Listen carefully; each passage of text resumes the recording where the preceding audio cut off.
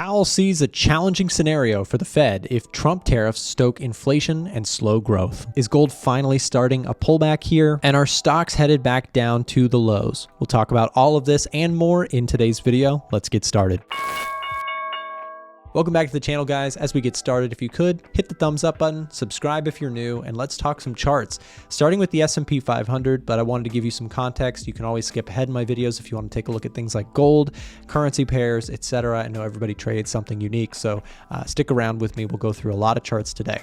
Okay, so the S&P 500 was trying to get back to those highs that we saw on the big 90-day pause announcement from Trump, right? We saw this huge up day, and then we've been chopping around here and kind of going sideways in what some are calling a bull flag, but others would just say, potentially the bear market continues. So the question I have for us to think about today is whether or not we are going back down to those lows that we put in right before bottoming out.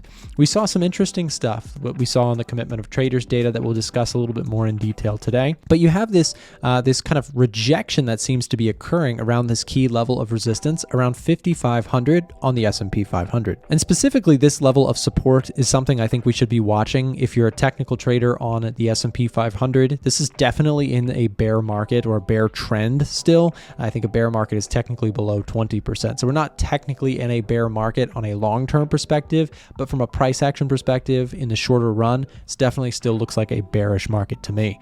So from that perspective, you guys know if you've been watching my videos that I'm overall bullish on the S&P 500, but have not been taking any buys on the things on things like NASDAQ, Dow Jones, or the S&P because I was waiting for this level to clear, and we never quite got that signal. We didn't get the breakout. And so I'm on high alert here because we very well could, if we start to break through these levels, continue to sell off and possibly even retest or put in new lows on this market sell-off that we've seen over the last few months. So from an actionable perspective, what I'm looking for still is I'm looking for a breakout of that 5,500 on the S&P 500 level, which could give me some confirmation that bulls are back and then we actually break this downward trend. But for the time being, still looks quite bearish in terms of price action. For bears out there, I think people may be looking for something like a break and retest of this 5,200 level. And if you're really waiting for a bearish signal, a big one I would say would be a break below that 4,800 level on the S&P. And I think nothing compared to gold is telling us just how uncertain this market truly is.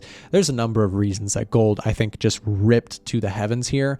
But one of the big ones is something I don't see a lot of people talking about, which is actually the bond market. Typically in very risk-off environments, when people get scared, they actually go rushing to buy bonds aggressively. But bonds in recent years have actually gotten crushed, and there's potentially some uncertainty around U.S. investment in general and whether or not lending money to the U.S. government is even a good idea at this time because many people are uncertain about it. With all the trade war stuff, a big winner in all this has been gold. People have been flocking to this alternative metal as an investment safe haven, if you will, and this thing has just been one shot to the upside. That is until today, where we're seeing some price pullbacks. So from a technical perspective, this thing is due for a pullback, right? We've had a straight move to the upside, and as we say often, markets don't move typically in one direction for too long. They eventually do have pullbacks, but I would not say that we're in some sort of topping point to where we're going to have a huge crash from here.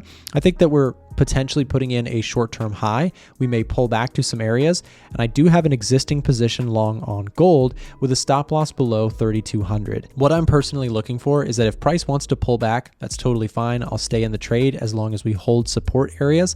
But if we break those levels, I'm going to take profits on this trade. And overall, if we zoom in over here, you can see this trade has been a pretty phenomenal one for me. I'm up $42,000 on this particular gold trade, trading GLD, which is an ETF. If you're looking for different broker options, by the way, you can find several linked in the description down below, all of which have special sign-up perks for my audience. Just explore the description down below, and like I said, you'll find some cool stuff there. Overall, however, you'll see my profit for the day overall is actually negative because a lot of the stocks that I'm holding with the market sell-off that we're seeing here recently are a little underwater. The other main reason is, of course, gold pulling back with my open trade. I'm giving back a good bit of those gains, at least today, but I'm perfectly fine doing that. I know how this typically works is, we see these big moves and we put in higher lows, higher highs, and I want to stay in the trade without getting, preemptively trailed out for what I would say is a normal pullback. Where I draw the line with this pullback would be, like I said, if we break that 3,200 level, I'll take profits. The Edge Finder continues to have a bullish rating on gold, which is initially why I took the trade. This plus a pullback to a key level of support were the entry criteria. And interestingly, we actually have Bitcoin as a very bullish reading currently as well. So you may be wondering, why is gold selling off today?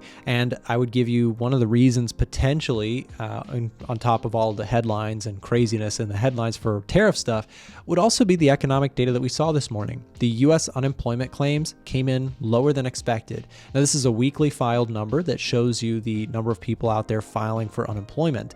And the reason this is a really important indicator, if it is not already obvious, is it shows you a little bit of job stability in the United States. So this perceived job stability may actually be an attractive thing when it comes to US dollar, US investment, etc. It's a stronger thing for that, which may be weakening the alternative case for gold. Yesterday, we also got retail sales, which came in better than expected. So that is a couple good data points this week for the US dollar. That being said, in terms of institutional positioning, gold is still very bullish overall. You can actually see with this yellow line here, the recent, when I say recent, I mean the last few years, institutional money has been steadily accumulating long positions as gold just trends higher and higher and higher. Fascinating to think that a lot of times retail traders are like fading trends, like they're trying to short a rally in gold. Meanwhile, we can see institution just adding and stacking their chips in favor of this dominant uptrend in gold for the last several months and even years. I think having the right tools in order to track this sort of stuff is really key. So let me tell you how you can currently get 40% off of our tools that we build here at A1 Trading. Down below in the description, you can find out information about our current sale that we're offering. It's our biggest discount that we do all year long. For the Edge Finder, we are also extending that to our VIP memberships. So if you have any questions about that, you can use the first link in the description to speak directly to our support team here at A1 Trading about our tools, about our software, or about our memberships. I truly believe that if you're looking to take your fundamental analysis to the next level, you need the right macro data tools in order, almost like macro data refinement from Severance. You need the right tools in order to track that stuff and to properly analyze what is occurring in markets, because it's simply too much to just keep off the top of your head and to try and read news articles every day will get you into a head spin. So take advantage of this discount while it lasts. You can currently get 40% off. And if you stuck to the end of this ad, you can currently get an extra 5% off just by sending us a direct message using the first link in the description. So you can see just how bearish the dollar has been in recent months. You can see even with some arguably decent data with what was said with the uncertainty from Jerome Powell yesterday and everything going on, the dollar index continues to just be in this kind of sell mode right now. Although I would say you had some pretty good economic data, the unemployment claims, retail sales data this week. Potentially the dollar is due for a little bit of a retracement or a bounce back. That being said, on the higher time frames, you can see we broke below this 100 level, which was a key level of support for the bulls. And that's why I just think this chart looks broken a little bit, not necessarily the US economy, but the chart and uncertainty around tariffs has the dollar index in kind of a downward spiral for the time being. I'm also seeing a lot of euro dollar, Aussie dollar, and pound dollar and Kiwi dollar, a lot of dollar setups on the Edge Finder right now. Let's go check some of those out to see if there's any opportunities. So I do want to be long things like euro dollar, pound dollar, etc., but I've just not been able to get any sort of significant pullbacks to re-enter some of these ideas. I made some good money on the euro on this move higher, closed out profits, and have been waiting for an opportunity to get back in. I'd be looking around this 1.09 level, which is a good ways away, but would probably be what I need to see in order to re-enter a trade. Pound dollar, same story. Maybe an aggressive entry for me would be a pullback to this area here, and perhaps some additional entries could be around these lower levels of support that I'm seeing on my chart. The Australian dollar is sitting at a pretty key flush level of resistance.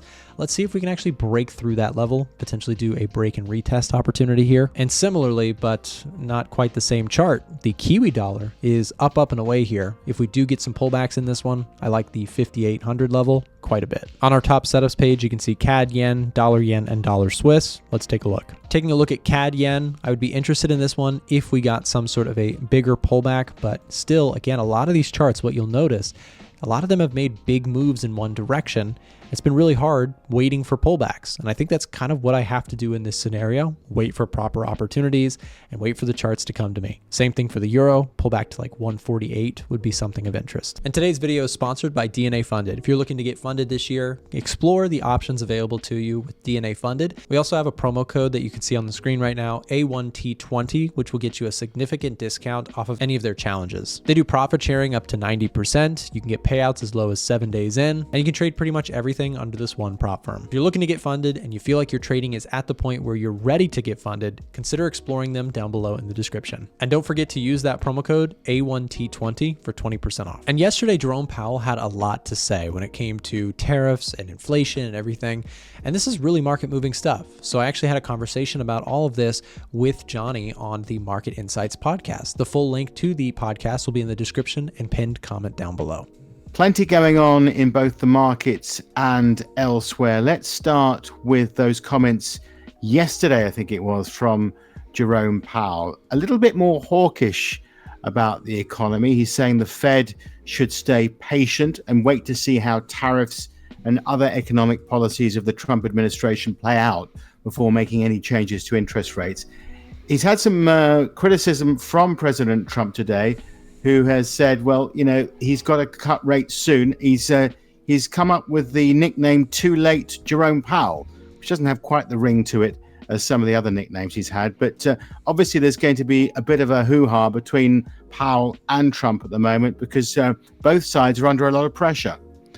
Yeah, Johnny, I think we may need to go back to the drawing board on that nickname. I think there's probably worse things you could come up with.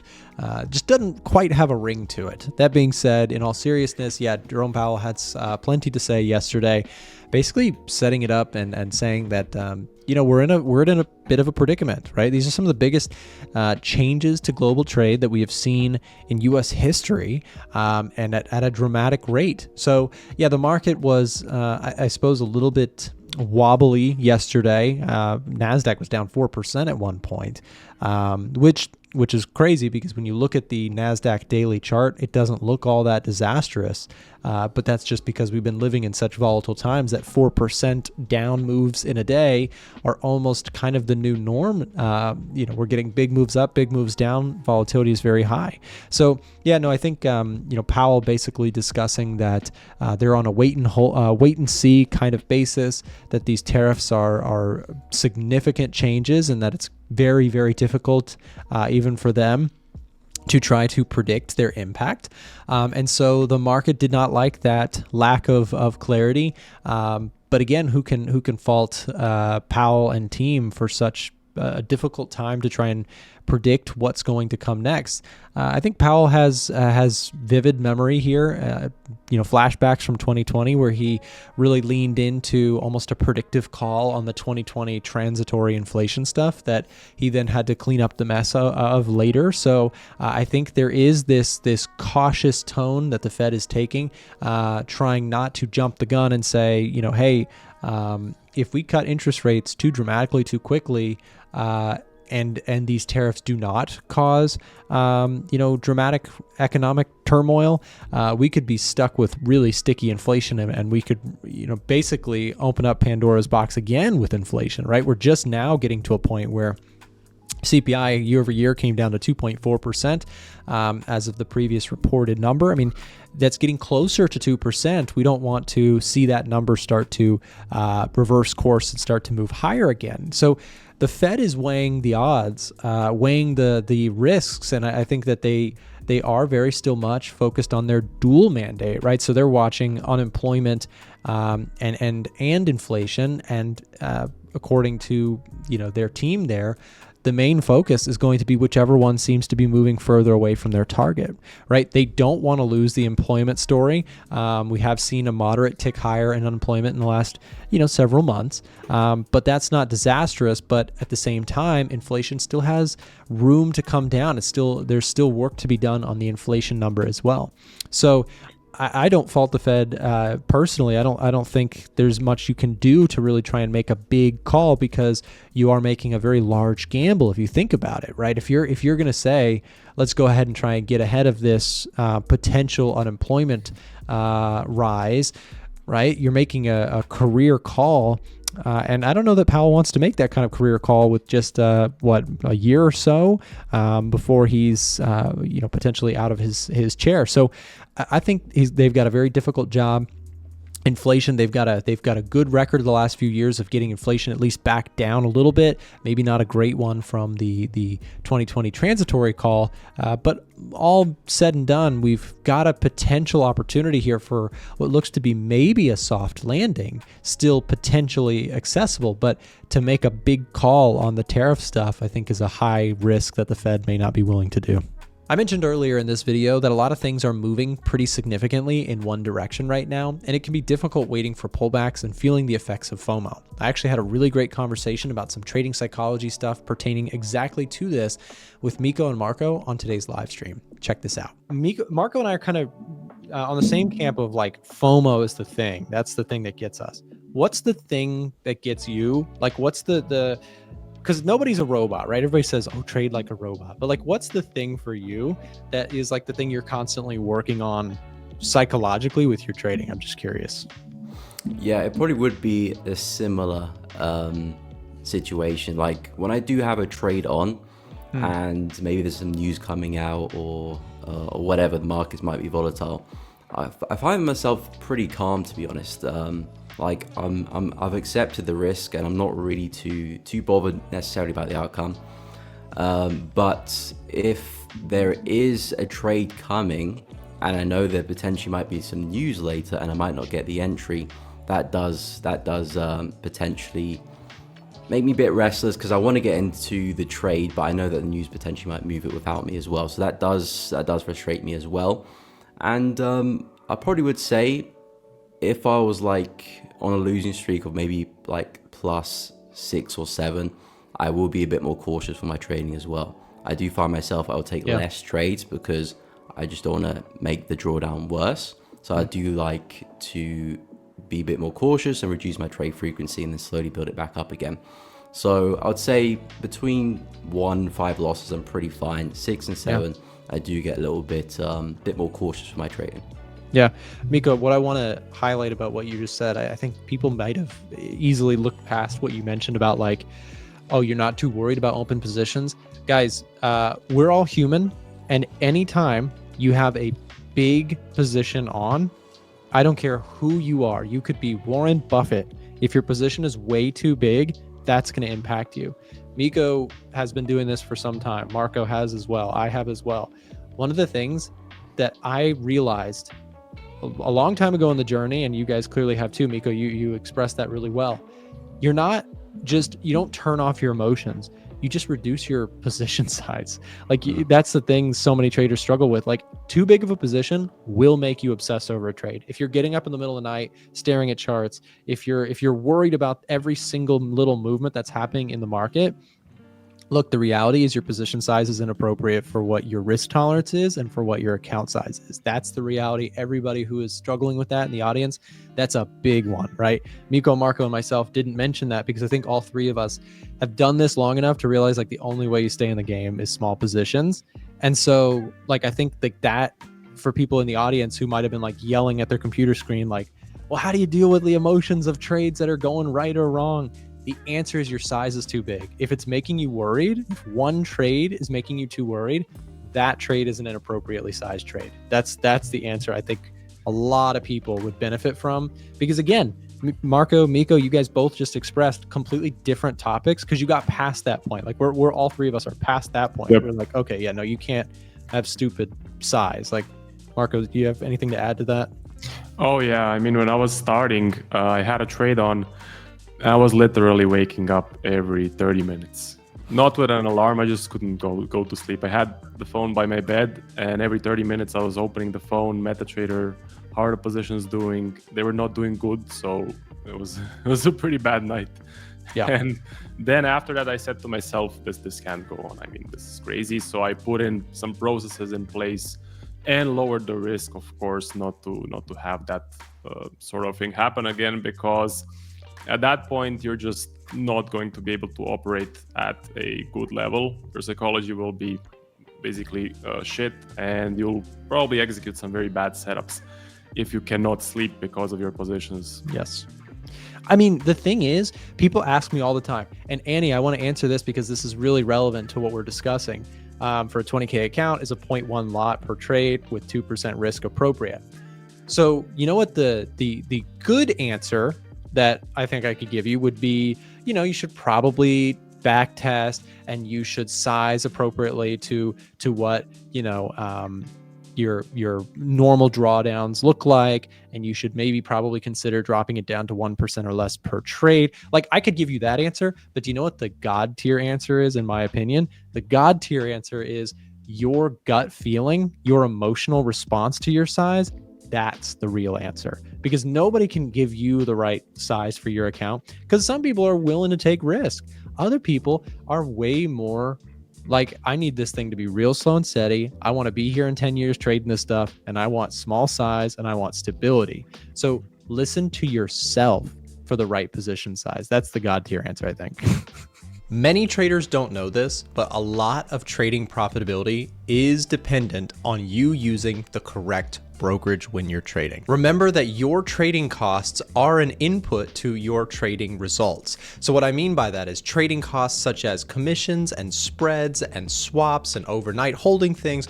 All of that plays into your final results as a trader. And another huge thing that I cannot emphasize enough is you making a deposit into a brokerage account can earn you some significant trading perks if you use the right offer links. In the description down below, we have put together a collection of some of our partnered brokers that offer welcome bonuses when you make a deposit, free stock shares when you sign up, and access to some of our products for free.